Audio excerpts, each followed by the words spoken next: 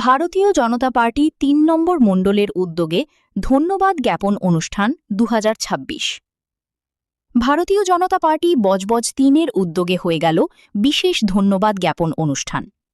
বজবজ বিধানসভার অন্তর্গত ৩ নং মণ্ডল পূর্ব নিশ্চিতপুর কালী মাঠে ১৩৫ নং বুথে হয়ে গেল অনুষ্ঠানটি। উক্ত অনুষ্ঠানে উপস্থিত ছিলেন ডায়মন্ড হারবার জেলার যুগ্ম সভাপতি তমনাথ ভৌমিক, জেলার যুগ্ম সভাপতি পিন্টু ভট্টাচার্য, মণ্ডল ৩ সভাপতি প্রণব নস্কর, গার্গী সাঁতরা, অরিজিৎ দে, পলাশ কোড়া, বিশাল গাইন, শুভেন্দু সাঁতরা, অরিন সাঁতরা, সৌমি সাঁতরা ও যুব মোর্চার সাধারণ সম্পাদক শুভজিৎ সাউ, সহসভাপতি রবি দাস, রাজু দাস, সম্পাদক সুকুমার সাহা, সহসভাপতি সুদীপ চক্রবর্তী, মণ্ডল ৩-এর যুব সভাপতি কানাই মালিক, জেলার কোষাধ্যক্ষ দুর্লভ দাস, অন্যান্যরা। এদিনের অনুষ্ঠান মঞ্চ থেকে মণ্ডলের পক্ষ থেকে সাধারণ মানুষের পাশে থাকার বার্তা দেওয়া হয়। রিপোর্টার শম্পা দাস, কলকাতা। জেলার প্রেসিডেন্ট সম্মানীয় শ্রী সোমা ঘোষ মহাশয়া, আমাদের মধ্যে যিনি এই কার্যক্রমটিকে অত্যন্ত দ্রুততার সঙ্গে সুন্দরভাবে যিনি এই কার্যক্রমটিকে পরিচালনা করছেন, আমাদের প্রিয় সঞ্চালক সমীর হাজরা মহাশয়, আপনাদের সামনে তার একটা বাড়িতে দেখি 2021 সালে ইলেকশন চলছে, তার মধ্যে আমার বাড়ির উপরে বোমা নিয়ে হামলা হয়ে গেছে।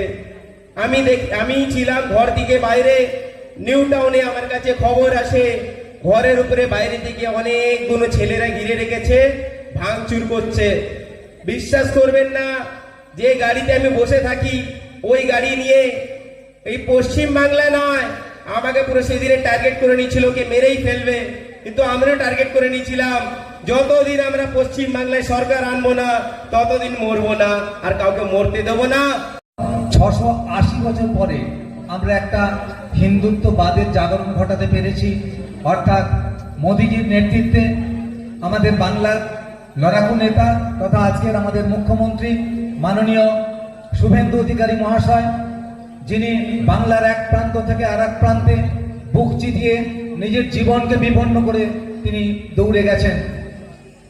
একদিন নন্দীগ্রাম আন্দোলনের মধ্য দিয়ে শুভেন্দু অধিকারীজির পথ চলা শুরু হয়েছিল, যাকে সেদিন আমি সামনে থেকে দেখার সুযোগ ঘটেছিল। হয়ে যাওয়ার পরে আমি চলে যাই, আমাকে অ্যারেস্ট করে নিয়ে যায় লালবাজারের একটা ডিটেকটিভ ডিপার্টমেন্ট, আমাকে 1.5 মাস জেলের মধ্যে রাখে। ওনারা ভাবে কি আমাদের মনোবল ভেঙে দেবে, কিন্তু আমার যারা বন্ধু বান্ধবরা ছিল, রাজনৈতিক বন্ধু বান্ধবরা, এমন কোনো দিন নেই যে আমার ঘরের লোকের সঙ্গে সম্পর্ক করেনি। আর আমাদের সঙ্গে এবং আমাদের সহসঙ্গী এবং মা বাবা ভাই বোনদের আশেপাশের লোকেদের মনোবল ভাঙতে দেয়নি। ভারতীয় জনতা পার্টি নির্বাচনের আগে সারা বাংলার মানুষের কাছে আমরা বলেছিলাম যে যেদিনকে এই সরকারটা চলে যাবে, এই রাজনৈতিক দলটার 1 মাসও আর জীবিত থাকবে না। কালীঘাটের তৃণমূল, কে চোরের তৃণমূল, কে আসল তৃণমূল, তাদের মধ্যে লড়াই বেঁধে গেছে। বাংলার মানুষের উন্নয়ন হবে, বাংলার মানুষের কর্মসংস্থানের সুযোগ। জিএস যুব মোর্চার শুভজিৎ দা, সহসভাপতি রবি দা, সহসভাপতি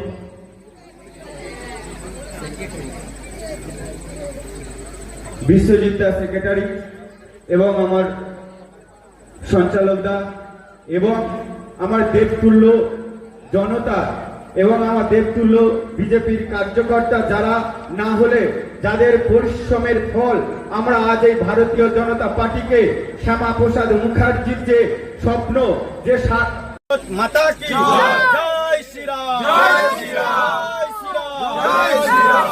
নারী শক্তি জিন্দাবাদ, পশ্চিমবঙ্গ নারী শক্তি জিন্দাবাদ, পশ্চিমবঙ্গ ডায়মন্ড হারবার যুব শক্তি জিন্দাবাদ, পশ্চিমবঙ্গ ডায়মন্ড হারবার যুব শক্তি জিন্দাবাদ, ভারত মাতা কি জয়।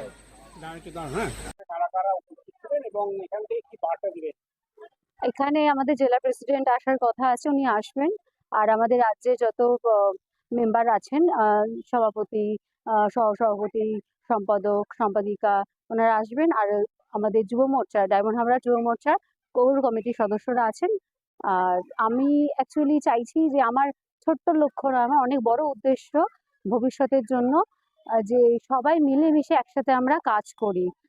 আপনারা জানবেন যে মহেশতলা বজবজ বিধানসভা জেতেনি, তো জেতার জন্য আমরা সবাইকে নিয়ে কাজ করব, যারা একদম নতুন মুখ, যাদের কোনো টিএমসি কোনো নেই তাদের ব্যাকগ্রাউন্ডে। তো আমরা সবাই মিলে চাইছি যে প্রত্যেকটা বুথ যেন জিতুক, মহেশতলা জিতুক, বজবজ জিতুক, সবাই মিলে একসাথে কাজ করি। একসাথে কাজ করলে তবে জিতবো, একা একা দ্বারায় কোনো কিছুই সম্ভব নয়। তো সবাইকে নিয়ে চলতে থাকতে চাই, সবাইকে নিয়ে ভালোবাসা দিয়েই কাজ করতে চাই। হ্যাঁ, হ্যাঁ।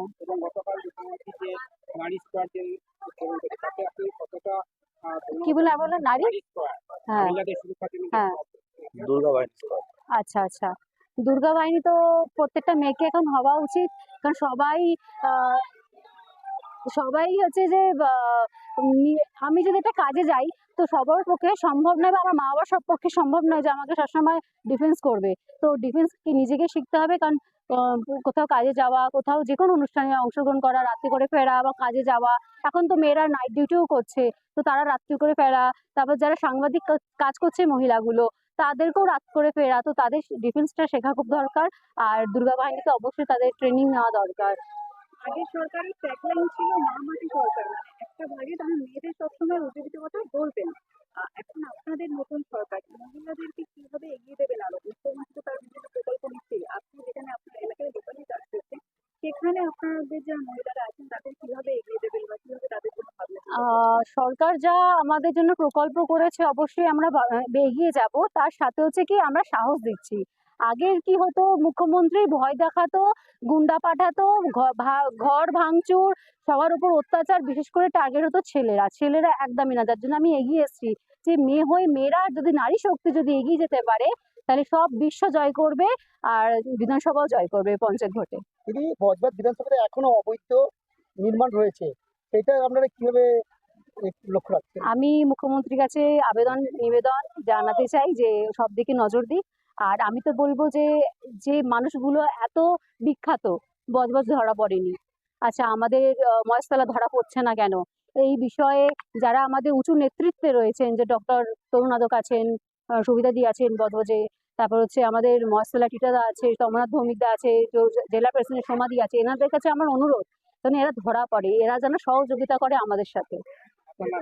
আমার নাম হচ্ছে পূজা সাত্রা, অফিসিয়াল নেম, আর ফেসবুক নেম দেবী গার্গী। এগুলো আমাদের সব দাদা ভাই, একসাথে মিলে সব কাজ করছি আমরা। ঠিক আছে।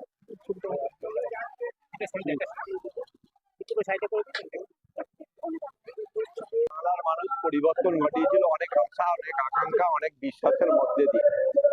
কিন্তু দীর্ঘ 15 বছরের ক্ষমতায় থাকার পর 2026-এ বাংলার মানুষ বুঝতে পেরেছিল যে এরা খালি ক্ষমতায় এসছে নিজেদের অর্থনৈতিক পরিবেশটাকে শক্তিশালী করার জন্য। আপনারা দেখেছেন একের পর এক একটা পঞ্চায়েতের সদস্য, তা সেও আজকে কয়েক কোটি টাকার মালিক। যারা একটু উপরের নেতা, যারা পঞ্চায়েতের থেকে পঞ্চায়েত সমিতি আছে, তারা হয়তো 10, 20, 30 কোটি টাকার মালিক।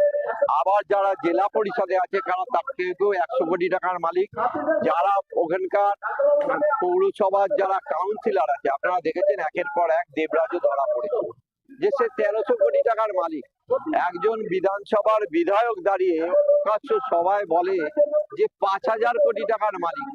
একটা বিধায়ক কি করে 5000 কোটি টাকার মালিক হয় আমরা জানি না, কারণ বাংলার মানুষের যে টাকাগুলো এরা আত্মসাৎ করেছে, আজকে বাংলার মানুষ বুঝতে পেরেছে।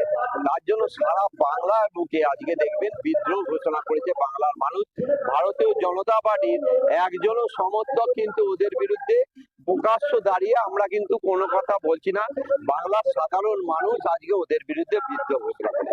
আপনি যেখানেই দেখাবেন যেখানেই হাত দেবেন দেখবেন দুর্নীতি আর দুর্নীতি। আপনি আবাস যোজনা থেকে শুরু করে যে আমাদের যা যা প্রকল্প আছে, যে মানুষের যা যা প্রকল্প এনেছিল কেন্দ্রীয় সরকার, সমস্ত প্রকল্প থেকেই ওরা দুর্নীতি করেছে, কোটি কোটি টাকা কাটমানি খেয়েছে। তাই আজকে বাংলা এই অবস্থায় পরিণত হচ্ছে। বাংলার বেকারদের কর্মসংস্থান নেই। প্রত্যেক বছর বিজনেস মিটের মধ্যে দিয়ে উনি একটা করে বিজনেস সম্মেলন করে, কোটি কোটি টাকা খরচা করে, নতুন করে একজনও শিল্পপতি বাংলায় এসে শিল্প স্থাপন করে না। বাংলার মানুষ যে বেকার অবস্থায় ছিল তার থেকে আরো বেশি বেকার হয়। বাংলার মানুষকে বাধ্য হয়ে পরিযায়ী শ্রমিক হতে হয়। তাই বাংলায় পরিবর্তন হওয়ার পর আমাদের আশা, আমাদের বিশ্বাস, বাংলায় নতুন করে আর কোনো মানুষকে পরিযায়ী শ্রমিক হতে হবে না। এই সরকার পশ্চিম বাংলায় শিল্প প্রতিষ্ঠা করে বাংলার কত গৌরবকে আবার ফেরত এনে দিয়ে বাংলাকে আবার সোনার বাংলায় পরিণত হয়, বাংলা যাতে আবার ভারতবর্ষের পথ দেখায় তার ব্যবস্থা করবে শুভেন্দু অধিকারীর নেতৃত্বে এই সরকার আমাদের চিরদিন। আমি সংবর্ধনা জ্ঞাপনের অনুষ্ঠানের মধ্যে দিয়ে এই অঞ্চলের মাতৃশক্তি বা এই অঞ্চলের মানুষের কাছে আমি এই বার্তাই দিলাম যে আমরা যে আজকে আপনাদের কাছে যে বক্তব্য রাখতে পারছি বা আপনাদের কাছে এসে যে উপস্থিত হতে পেরেছি, এটা বাংলার মানুষের সম্পূর্ণ আশীর্বাদের মধ্যে দিয়ে। কেননা যদি 2026-এ পরিবর্তন না হয়, আপনারা অনেকেই হয়তো জানেন, অনেকে জানেন না, আমি মহেশতলা বিধানসভায় ভারতীয় জনতা পার্টির 2026-এ প্রার্থী ছিলাম। আমার ওইখানে দাঁড়িয়ে তথাকথিত যুবরাজ সেদিনকে বলে এসেছিলেন যে নতুন ইলেকট্রিক চুল্লি করে আমার চিতা জ্বালাবে, বা আমার মতো যারা ভারতীয় জনতা পার্টির সহকর্মী আছে তাদের চিতা জ্বালাবে। যদি 2026-এ পরিবর্তন না হতো তাহলে 4 তারিখে 12টার পর থেকে আজকে আপনারা দাঁড়িয়ে আজকে প্রায় 2 মাস হতে চলল, আপনারা দেখতে পাচ্ছেন অন্তত 5 থেকে 700 ভারতীয় জনতা পার্টির কর্মী খুন হতো, তাদের চিতাগুলোকে জ্বালিয়ে দিত ওই তৃণমূল কংগ্রেস বলে সন্ত্রাসবাদী রাজনৈতিক দল। আমরা সেদিনকেও বলেছিলাম এই রাজনৈতিক দলটার কোনো রাজনৈতিক কর্মকাণ্ড নেই, এদের কোনো নীতি নেই, এদের একটাই নীতি তোলাবাজ আর টাকা কামাই করা। তাই আপনারা দেখেছেন মাত্র 1 মাসের মধ্যে এই রাজনৈতিক দলটা টুকরো টুকরো হয়ে গেছে, আবার নতুন করে দেখবেন 1-1.5 মাসের মধ্যে আবার একটা টুকরো হচ্ছে। তাই এই রাজনৈতিক দলটার ভবিষ্যৎ আগামী দিন অন্ধকার। বাংলার বুক থেকে এই রাজনৈতিক দলটা সমস্ত কিছু মুছে যাবে এই বিশ্বাস আমাদের আছে।